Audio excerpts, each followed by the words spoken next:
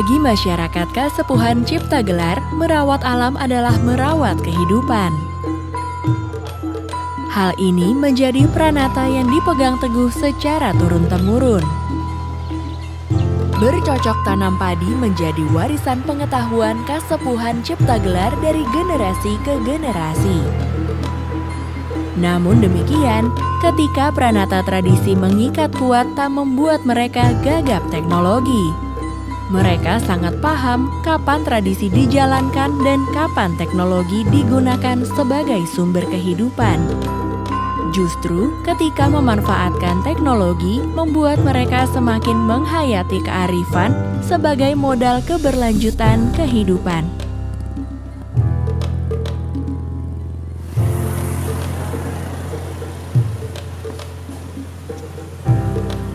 Untuk nama Ciptagelar itu sebetulnya dulu diberikan oleh almarhum ayah Abah. Itu dikasih nama dulu itu di sini kampungnya itu namanya itu Kampung Cikarancang. Sama almarhum digantikan namanya jadi Ciptagelar. Kebetulan ciptanya masih sama, masih nama almarhum. Untuk gelarnya itu karena pas pindah ke Ciptagelar itu banyak masyarakat yang di luar dari masyarakat adat ingin mengetahui keberadaan kita di sini. Jadi ya kata almarhum itu mungkin sekarang mah udah gelar, udah banyak yang ingin tahu dan kita juga harus membuka diri untuk menginformasikan ke yang banyak kan untuk adat istiadat yang ada di kita.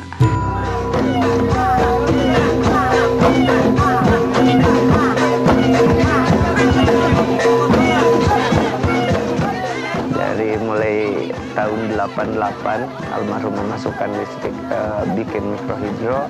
Kebetulan ada salah satu CSR-nya Taman Nasional waktu itu JICA punya yang ada dana CSR dari Jepang untuk membuat satu unit mikrohidro di Cicemetin di Ciptagelar. Jadi ya terbangun waktu itu turbin kurang lebih 40.000 watt.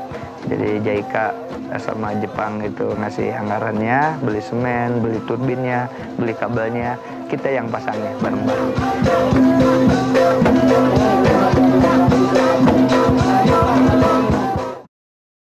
Jadi itu semua dialirkan dari bendungan, dari air.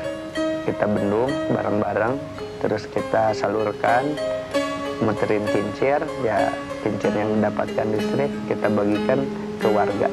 Kurang lebih ada di 2 desa mungkin ya, desa Sirna Rasa sama desa Sirna Resmi. Itu sampai saat ini masih memanfaatkan energi mikrohidro.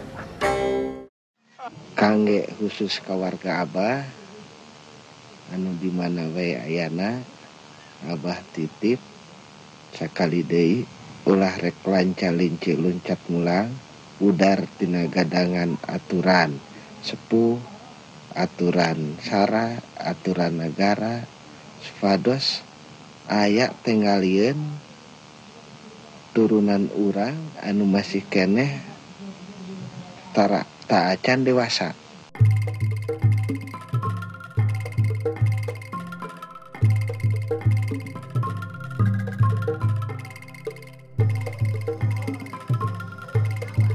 Bikin mikrohidro, alhamdulillah bisa diterima di masyarakat adat dengan satu catatan ada beberapa titik yang sama sekali tidak boleh diterangi. Salah satunya mungkin di lumbung padi, terus lagi di tempat lisung, itu sama sekali nggak boleh. Jadi sampai saat ini yang tidak boleh kita gunakan ya salah satunya utamanya itu nggak boleh digunakan teknologi yang baru itu di khusus berkenaan dengan pertanian padi. Itu sama sekali nggak boleh. Entah itu traktor, entah itu penggilingan padi yang modern. Istilahnya magicom buat nanak nasi itu sama sekali di Abah nggak boleh. Wali Syekh Ahmad Ibrahim Nasuhi Wali Syekh Bahia Syekh Al-Fatihah. Bismillahirrahmanirrahim. Alhamdulillahirabbil alamin arrahmanirrahim maliki yaumiddin. Iyyaka na'budu wa iyyaka nasta'in ihdinas siratal mustaqim. Pengenalan tentang teknologi, tapi itu adalah dari pengetahuan lokal mereka untuk menjawab tantangan dan memenuhi kebutuhan mereka. Mereka tadinya hanya mengenal sistem pertanian berladang gitu ya. Artinya ngahuma gitu, yang berpindah-pindah. Jadi ditentukan perpindahannya itu ditentukan oleh ada subur tidak suburnya lahan itu. Tapi kemudian tuntutannya mulai berubah karena mereka sudah mengetahui bahwa ada sumber air yang bisa dimanfaatkan untuk bertanam padi melalui lahan basah. Mereka mengenal teknik bersawah, berterasering sehingga tidak memudahkan tanah itu longsor gitu. Walaupun misalnya digunakan untuk sawah, tetapi pengairan untuk sawah itu dialirkan secara alami begitu ya. Jadi tidak menggunakan suatu irigasi yang teknikal seperti di tempat-tempat yang di dataran yang lain, tetapi mereka menggunakan pengairannya secara alami saja. Air diluncurkan dari atas ke bawah dengan pengaturan yang sedemikian rupa sehingga tanah itu tidak menjadi lembab dan menjadi mudah lepas dari ikatannya.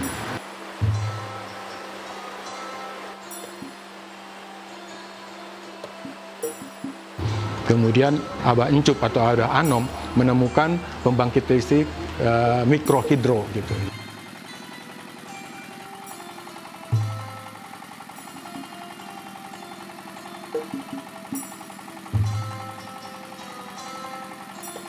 Jadi dia memanfaatkan air gitu ya, dengan pengetahuan tentang kelistrikan dan seterusnya, maka dibangunlah listrik yang dapat memenuhi kebutuhan Kasepuhan Cipta Gelar gitu.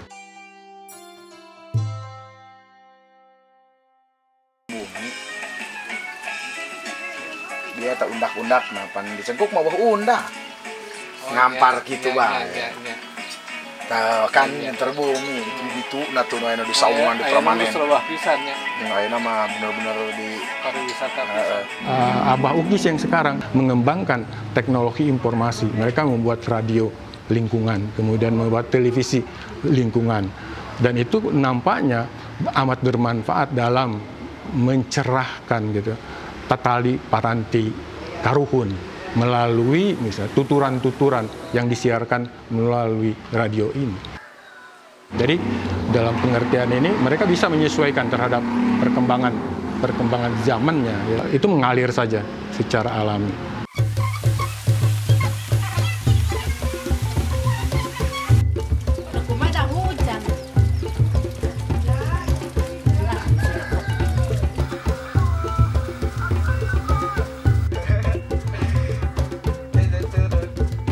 Masyarakat adat itu dinamis, bahwa masyarakat adat itu menyesuaikan diri dengan perkembangan zaman, dan itulah yang akan menjamin keberadaan masyarakat adat.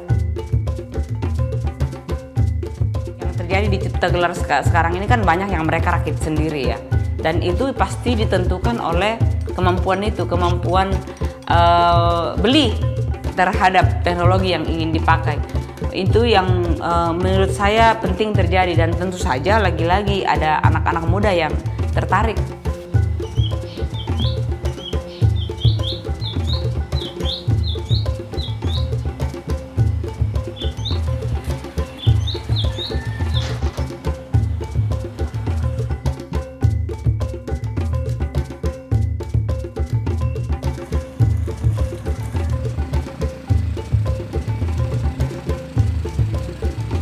Kehadiran teknologi dan modernisasi di sebuah komunitas adat tentunya mengubah berbagai tatanan.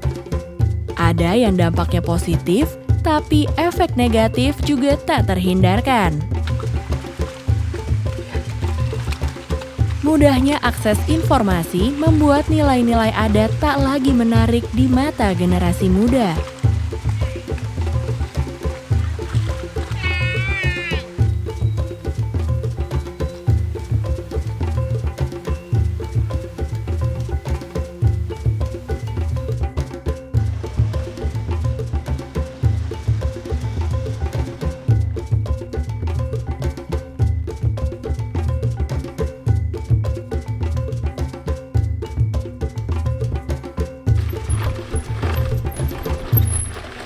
Kenapa saya pulang dari Bekasi ya, karena Bekasi udah zona merah.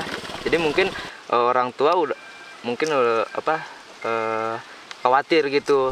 Jadi telepon terus dari kampung. Habis pulang dari Bekasi, kalau di kampung sekarang ya paling Sehariannya ya paling kalau ada ini beli ngojek, terus kuli nyangkul. Sebenarnya sih rencananya pengen ke kota lagi. Kenapa pengen ke kota lagi? Karena pengen cari modal ya. Soalnya pengen buka usaha di kampung gitu. Kerja seperti apa? Misalkan warung atau apa gitu? Awal pertamanya sih ya mau bikin warung lah kecil gitu ya dulu gitu. Bikin warung kopi gitu. Ya terus rencananya pengennya bikin apa, dagang spare part motor gitu. Oh, jadi ngebengkel. Jadi sambil ngebengkel sambil gitu, ya. Punya warung gitu bukan?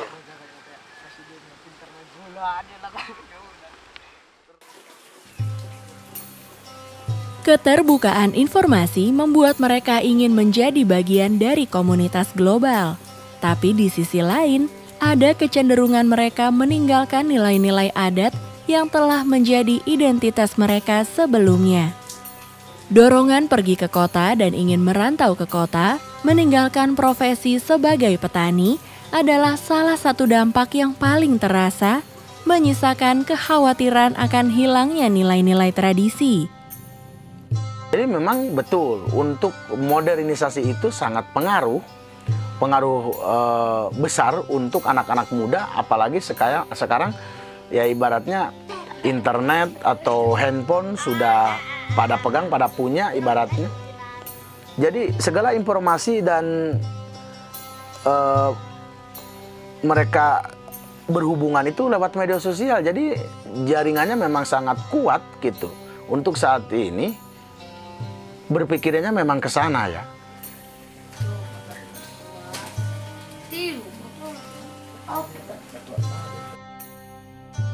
Masyarakat adat lupa dengan dirinya sendiri, lupa dengan sejarahnya.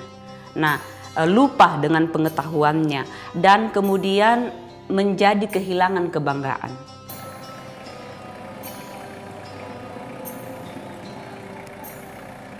Pengetahuan masyarakat adat, ilmu masyarakat adat, etika, nilai-nilai hidup masyarakat adat tidak diajarkan di sekolah, tapi diganti dengan ajaran lain, diganti dengan ilmu-ilmu lain, diganti dengan cara pandang yang lain. Nah, ini yang menjadi persoalan.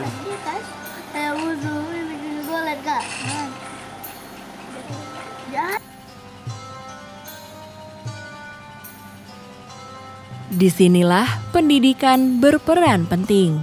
Pendidikan bisa menjadi jembatan sehingga teknologi atau modernisasi tidak harus berbenturan dengan tradisi. Namun sayangnya, infrastruktur pendidikan seringkali menjadi masalah. Seperti kurangnya akses, mulai dari bangunan fisik hingga kurangnya tenaga pengajar.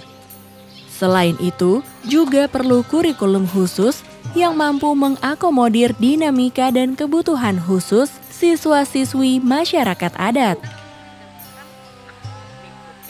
Pendidikan formal di sini yang tersedia fasilitas dari bidang pendidikan, yaitu dari mulai PAUD, SD, SMP, cuman SMP saat ini masih satap ya, satu atap, minimalisir. SMP memang ada, sama madrasah juga ya. Tapi ada satu tahapan lagi seperti sekolah menengah atas ya, SMA. Mudah-mudahan ada bangunan dari pemerintah ataupun dari mana segi yang membantu untuk memajukan di segi pendidikannya. Sangat kami harapkan dan itu impian-impian anak-anak muda yang lulus dari SMP. Mereka kebanyakan mau meneruskan, ya, pingin gitu istilahnya. Mudah-mudahan puji syukur untuk kedepannya ada SMA di sini.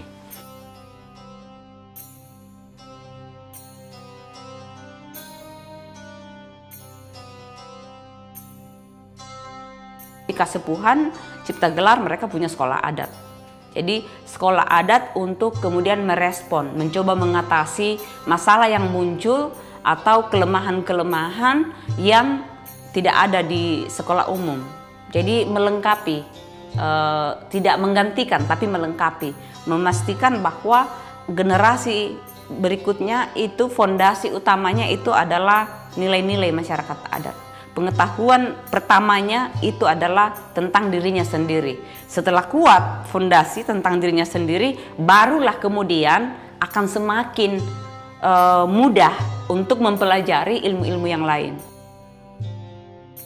Dan itu banyak riset yang membuktikan bahwa anak-anak yang fondasi belajarnya dimulai dari kulturnya sendiri, itu justru jauh lebih berprestasi.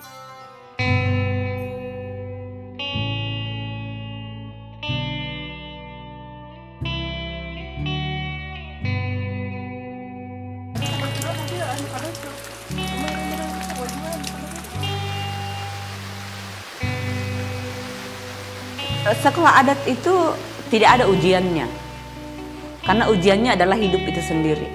Kenapa? Karena sekolah adat itu mencoba memastikan bahwa anak-anak sekolah ini bertumbuh dan berkembang menjadi masyarakat adat yang seutuhnya.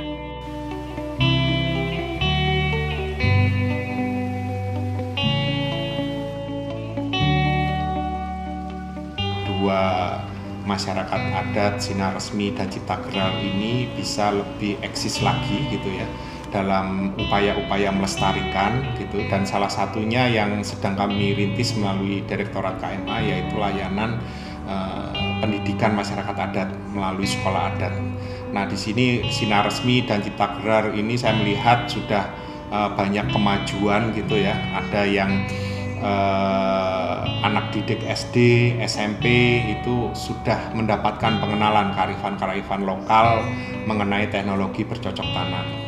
Nah, sehingga untuk ke depan bisa terbangun sebuah ekosistem yang berkelanjutan gitu, baik dari sisi masyarakat, kebutuhan masyarakatnya, dan juga dari sisi pengetahuan masyarakatnya, sehingga bisa berjalan sesuai dengan kita harapkan bersama. Alam semesta menjadi bagian kekerabatan hidup bagi masyarakat adat Cipta Gelar. Sumber air berlimpah dari Taman Nasional Gunung Halimun Salak dimanfaatkan sebagai sumber energi terbarukan melalui mikrohidro yang mereka bangun. Di saat yang sama, warga Cipta Gelar menggunakan teknologi drone sebagai sarana penunjang upaya mereka menjaga dan merawat hutan.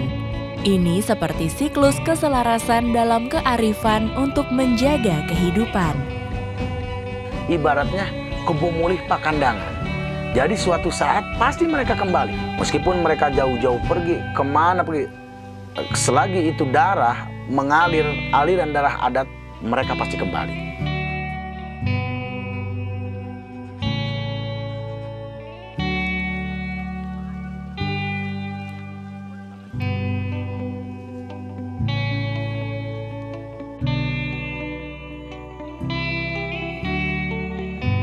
Untuk ke depan kita bikin pelatihan-pelatihan untuk anak-anak kita tentang pengetahuan teknologi yang modern seperti apa. Biar mereka paham baik buruknya menggunakan teknologi itu tergantung orang yang menggunakan teknologinya. Terus lagi ya pemanfaatan untuk teknologi ke depannya, mudah-mudahan gimana caranya adat istiadat ini yang diturun-temurunkan oleh leluhur Abah tetap bisa dijaga. Walaupun ya di era modern ini warga Abah tetap ingin menggali lebih dalam untuk teknologi. Ya, antar kita sinkronkan antara teknologi zaman dulu dengan teknologi zaman sekarang. Ya, kita ada di tengah-tengah, harus memiliki keduanya.